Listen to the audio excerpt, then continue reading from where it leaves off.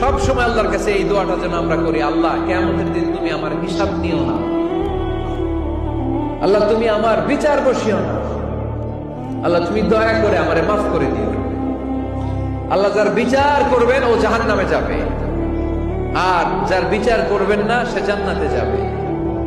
আল্লাহ যদি বিচার করে আর পাই টু পাই হিসাব নেয়, নামাজ পড়লি না কেন, রোজা রাখলি না কেন, মিথ্যা বললি কেন, খাদ্যে ভেজাল দিলি কেন, মাছে ফরমালিন দিলি কেন, যৌতুক খাইলি কেন, ঘুষ খাইলি কেন, উল্টাপাল্টা করলি কেন, জিনা করলি কেন, একটার পর একটা প্রশ্ন বানে যদি সেই ভয়ঙ্কর দিনে আল্লাহ আমাদেরকে জর্জরিত করে, আমাদের কোন উত্তর আছে?